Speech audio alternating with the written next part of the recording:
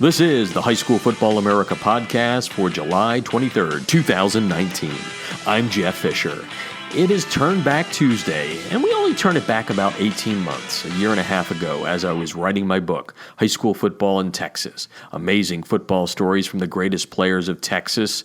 I ran across a guy that has become a friend, and I learned was a legend, or is a legend, because he's still alive. He's in his mid-80s, and gosh, what a guy he is. Ken Dabbs. He is the guy that recruited Earl Campbell, yes, the College Football and Pro Football Hall of Fame running back, to Austin, Texas, to the University of Texas. Ken Dabbs, what a guy, and he has a decades-old friendship with Earl Campbell, the man he brought to Austin. It was an unlikely friendship that developed out of his recruiting trip to Tyler, Texas, and I did a long interview with Earl Campbell about Ken Dabbs, and here's what he had to say about him. Coach and I spent about an hour on the phone yesterday. We're going to spend another hour on Monday and some more next week because, geez, he's recruited just about everyone. But I guess there's no Coach Dabbs story without talking about yourself. So without telling you everything he said, I'd love to get your kind of just feeling about that very first meeting that you got to meet Coach Dabbs when he came up to your house there and met your mom and the rest of the family. Well, in 1973 is when I officially met Coach Ken Dabbs, and Corky Nelson was my high school coach, and one day, Coach, I was going to practice, and Coach Nelson and the running back coach, Coach Butch LaGuire, said, "Hey, Earl, come here." So I went over, and they said, "Hey, we want you to meet Coach Ken Dabbs, a recruiter for the University of Texas." I said, "Oh, yeah, nice to meet you." And they said, "If you be good enough next year," which was 1974, maybe he'll be recruiting you, and that started a relationship in 1974 that lasted until, 1973, that introduction lasts until this day. That's that, and he talks so fondly about you. And So was there anything that stood out about him that day? Because the one thing that I know about him in the brief time that I've gotten to know him over the last year and a half or 2 years is he doesn't meet a stranger. That's what I was about to say, his personality. And even though we was both in the football world at that time, he was more in the business. I was just playing in high school.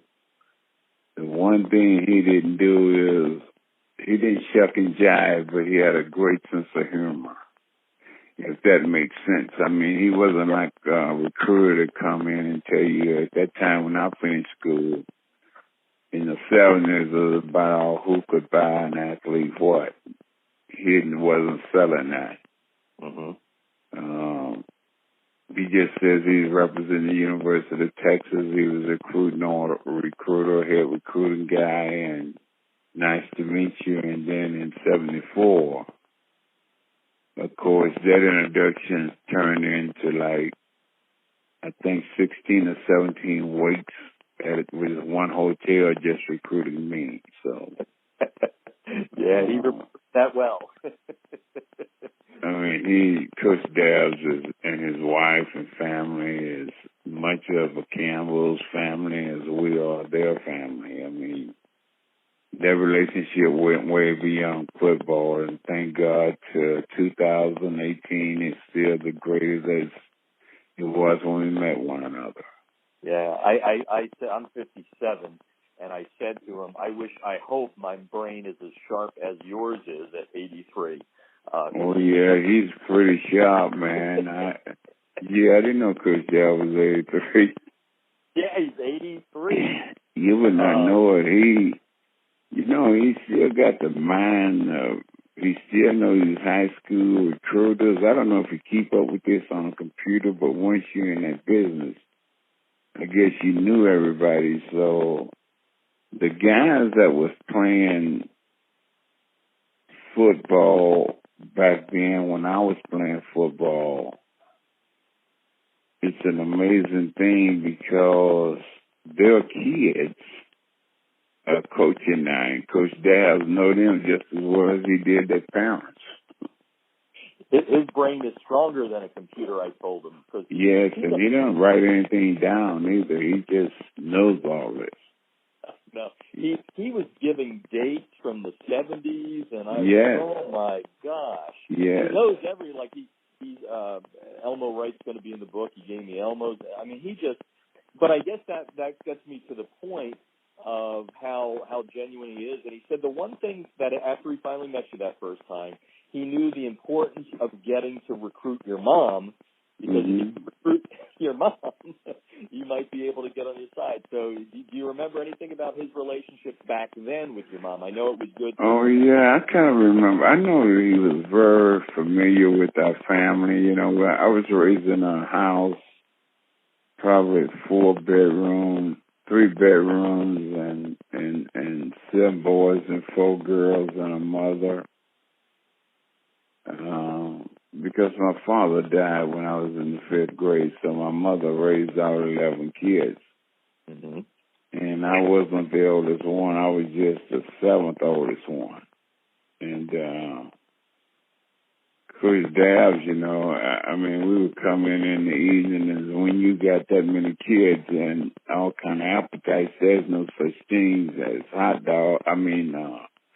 Steaks and potatoes. It's whatever you can get that day. So whatever we had to eat, my sister Evelyn would say, Coach Dabbs, you want something over to eat? Oh, yeah, I want this. Some days it was collard greens, chitlins, fried chicken.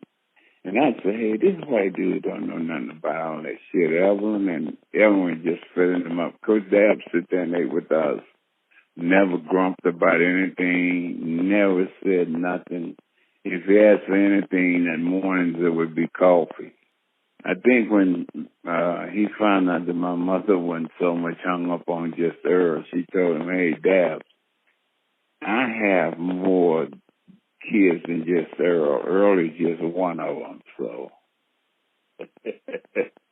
He said to me, and I think he mentioned Evelyn in the story. He said, yes. So tell me your recollection of the Brill Cream story then. I didn't know a whole lot about that one, but I'd heard all the stories about it. But Coach Dale swore him and Evelyn, you know, she's gone now. That was my oldest sister, but her and Coach Dale was go around and around, little dab-a-do or something like that. A little dab will do you. Yeah. And then he said the second time he came to the house after meeting your mom, the second time Evelyn came to the door and knocked, and Evelyn answered the door and yelled, "Hey, Mom, Coach is here." Yeah. That's wonderful. Now, well, let me ask you this then, because I know I've read a lot of your story, and by the way, I grew up watching you, and it's an honor to actually be on the phone with you right now, and I mean that from the deepest part of my heart, because you are one of those guys that I remember growing up that really, I'm like, okay, this is what special is. So all my bragging aside, I read. Well, I played my whole career. When I even started in elementary school with Thorndike Lewis was the coach in Pee Wee Elementary School.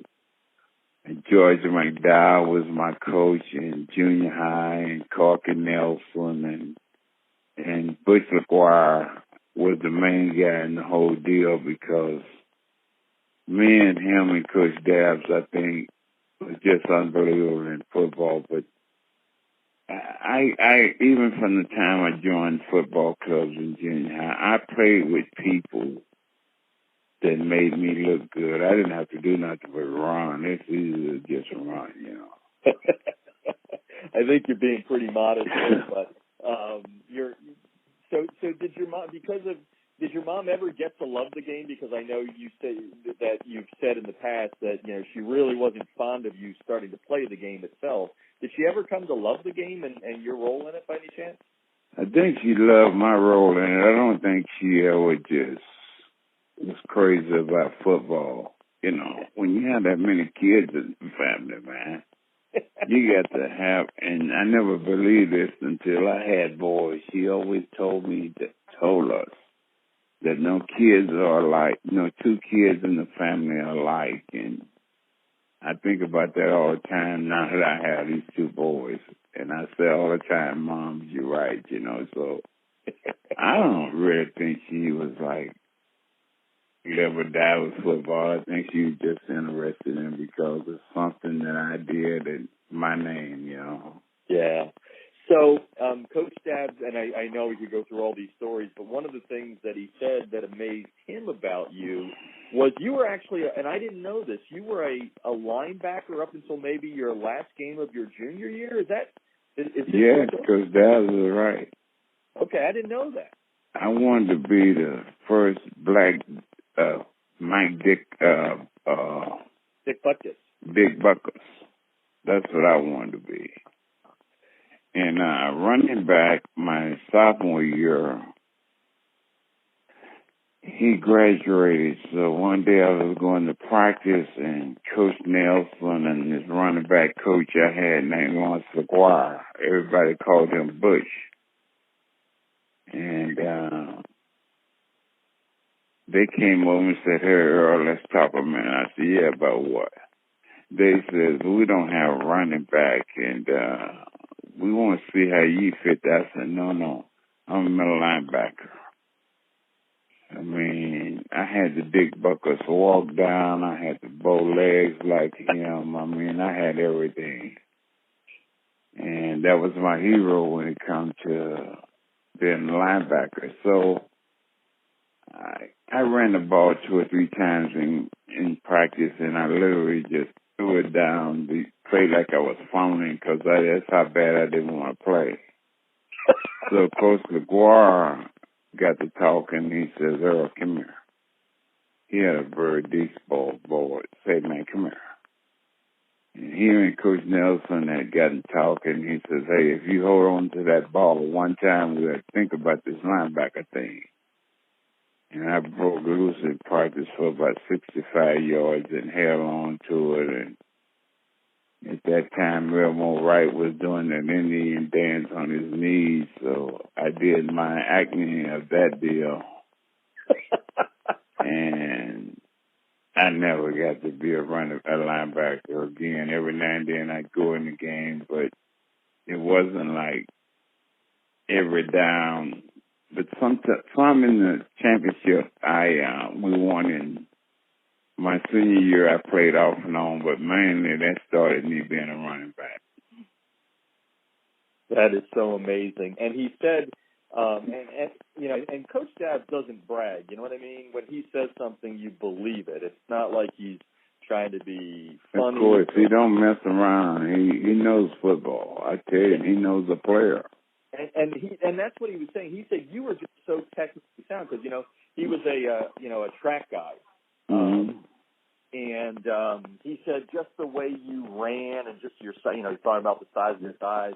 He said that he thought you were about as perfect a football player as there could be out there. When you hear someone like that who doesn't usually say things like that, you know what I mean? He's not going to overhype it. What does that mean to you? How does that make you feel? I think sometimes I sit like I am now watching Tiger Woods play golf and Bubba Watson and Roy McIlroy and all these guys, and it had to be that God really gives individuals and people talents. And I believe that everybody has one. I believe God gave everybody talents. Some of us, He gave more than one. So by the time I was in about 5th grade, I really started liking football. Mm-hmm.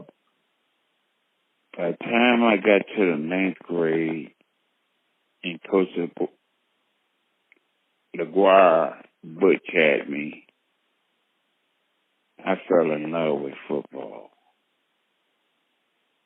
And I just started watching all the greats and all that. So I was a God-given gift. I did what God gave me. That's what He put me on this earth to do, is one of them was to be the best football player I could be.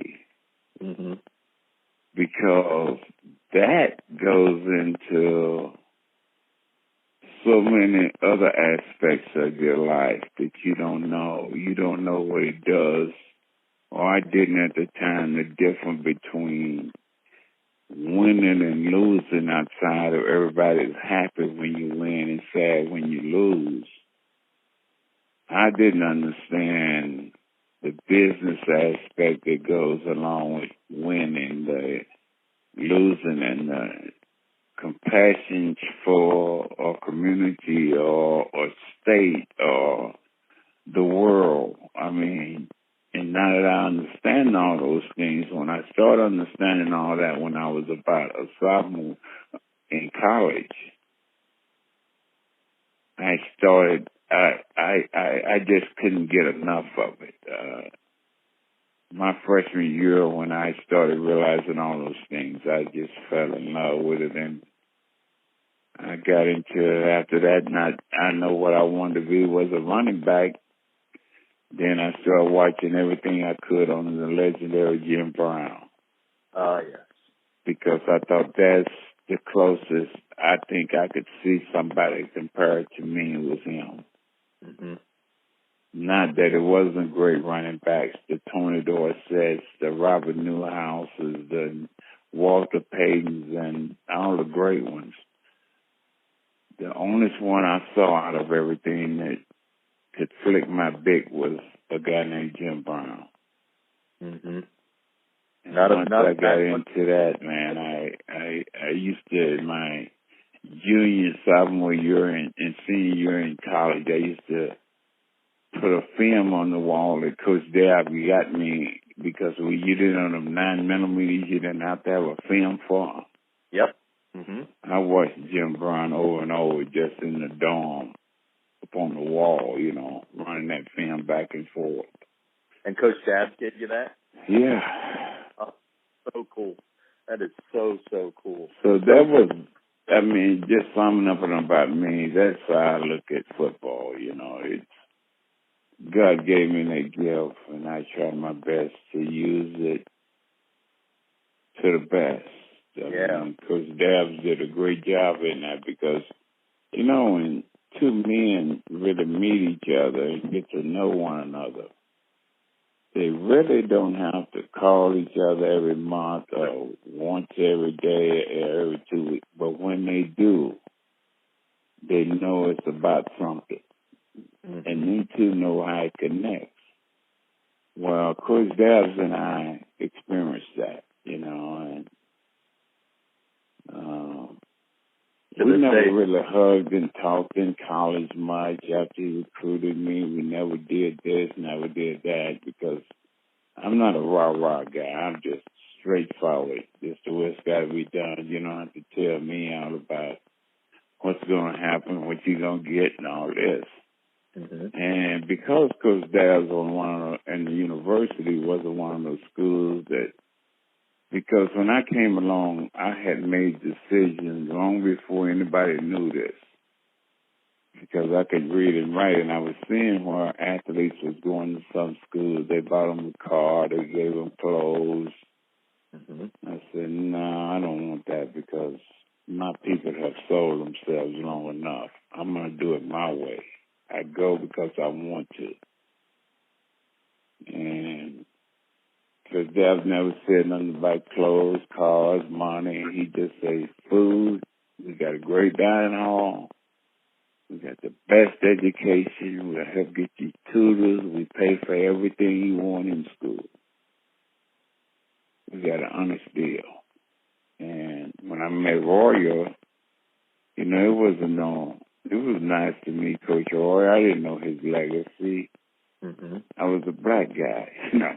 I knew Eddie Robertson and stuff like that. Mm-hmm. So Coach Dabbs was my man.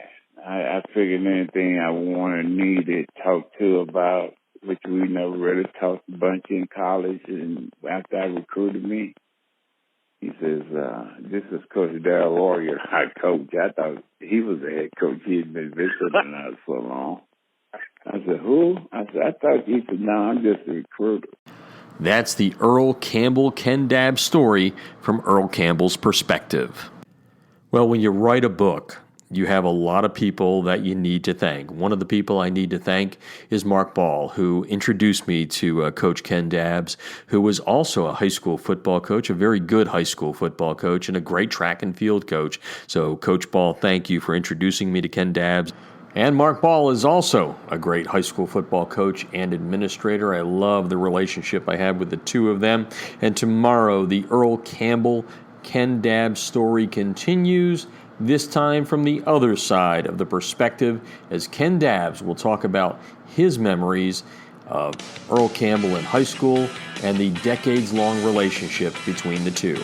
That's on Rewind Wednesday on the High School Football America podcast. I'm Jeff Fisher.